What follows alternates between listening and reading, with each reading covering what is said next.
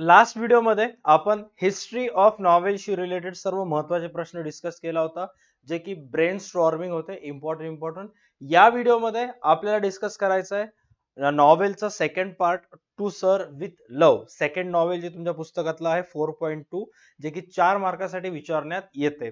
आता या नॉवेलचे कोणते प्रश्न एक्झामला विचारल्या जाऊ शकतात ते आपल्याला डिस्कस करायचं आहे.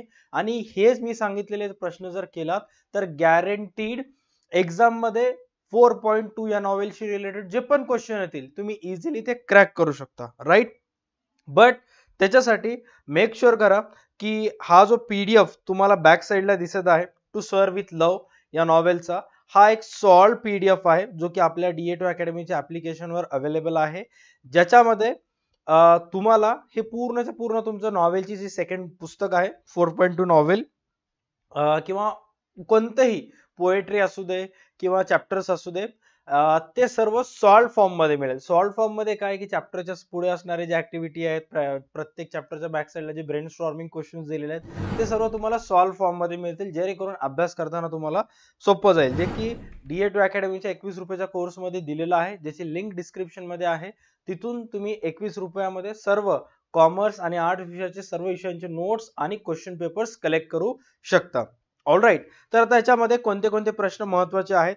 पहिला प्रश्न मी जे तुमच्यापैकी मॅक्सिमम मुलांना सजेस्ट करेन ते की असेल, half yearly report of the student council highlights the conduct of Braithwaite's class justify. हा पहिला प्रश्न तुम्हाला करायचा आहे या नॉवेल मधला.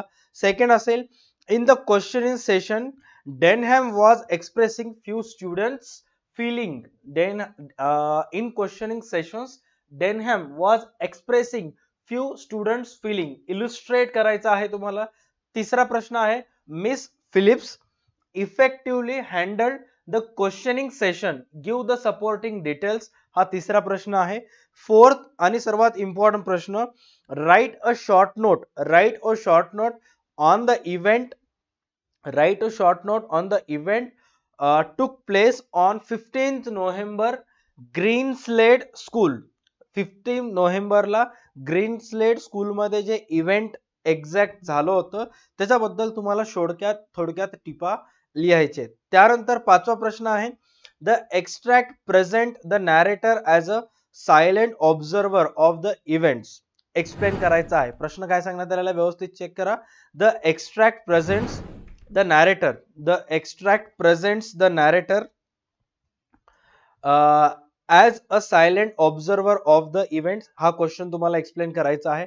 आता तुमच्यापैकी मॅक्सिमम स्टुडंट विचार करतील की सर हे सगळे पाठ करायचं का? पाठ कोणतंच करायचं नसतं, समजून घ्यायचं असतं.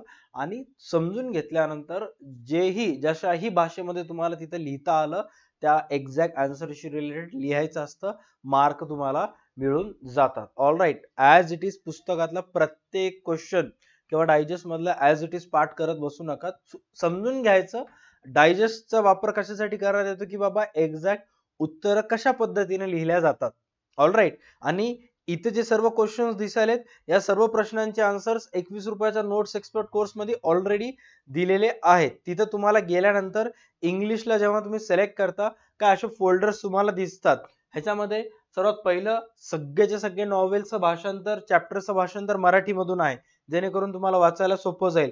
त्याच्यानंतर प्रोज, पोएट्री हे सुद्धा दिलेले आहेत आणि रायटिंग स्किल सुद्धा आहे, राईट. आणि प्लस नॉवेलचे सुद्धा सर्व भाषांतर आहेत, प्लस नॉवेलच्या क्वेश्चन्स कशा प्रकारे विचारलं तर आन्सर कसं लिहायचं ते सुद्धा तिथे तुम्हाला आन्सर्स अवेलेबल आहेत. या व्हिडिओमध्ये मी फक्त प्रश्न सांगायलो, बट आन्सर्स 21 रुपयाच्या नोट्स एक्सपर्ट कोर्स मध्ये अवेलेबल आहेत.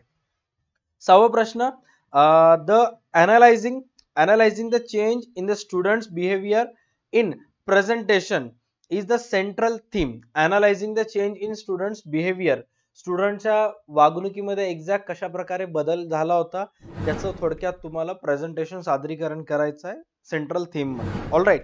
त्याच्यानंतर नेक्स्ट आहे, Denham and Miss Joseph played a key role in the presentation of the half year reports of student council. Denham and Miss Joseph played a key role. म्हणजे students जो half year सत्राचा जो निकाल वगैरे असतो त्याच्यामध्ये जो प्रेझेंटेशन सेरेमनी वगैरे होती त्याच्यामध्ये मेन रोल जो प्लेड करण्यात आला होता डेनहॅम अँड मिस जोसेफचा करण्यात आला होता, असं काहीतरी एक क्वेश्चन आहे, ते थोडक्यात तुम्हाला इलिस्ट्रेट करायचं आहे. त्याच्यानंतर नेक्स्ट क्वेश्चन आहे, the senior student presented the class report more confidently than the junior students give reasons. जे वर्गातील वरिष्ठ विद्यार्थी होते त्यांनी जे रिपोर्ट प्रेझेंटेशन अहवाल सादरीकरण केलं होतं ते ज्युनियर विद्यार्थ्यांपेक्षा, कनिष्ठ वर्गातील विद्यार्थ्यांपेक्षा चांगल्या पद्धतीने केलं होतं. त्याचे रिझन्स तुम्हाला तिथं सांगा म्हणत आहे. आणि नेक्स्ट आहे, performance was innovative and dramatic in the presentation, discuss in brief. आणि लास्ट क्वेश्चन आहे, the stage has the great impact of presentation of students, justify the statements. Right, का अशा पद्धतीचे क्वेश्चन्स तुम्हाला या नॉवेलशी रिलेटेड येऊ शकतात. राईट, या नॉवेलशी रिलेटेड एवढंच आहे, ह्याच्यापेक्षा जास्त काही नाहीये. नेक्स्ट जो व्हिडिओ असेल, नेक्स्ट व्हिडिओमध्ये आपण डिस्कस करूयात around the world in 80 ways. या नॉवेलशी रिलेटेड इम्पॉर्टंट प्रश्न, त्याचे आन्सर्स कसे फाइंड आउट करायचे काय नाही, सर्व गोष्टी आपण नेक्स्ट क्लासमध्ये डिस्कस करूयात. या व्हिडिओसाठी एवढंच. भेटूयात नेक्स्ट क्लासमध्ये. तोपर्यंत पाहत राहा तुमचा आवडतं YouTube channel DA2 academy. Tata bye, take care and stay connected. Video आवडल्यास व्हिडिओला लाईक, चॅनलला सबस्क्राईब नक्की करायचं आहे.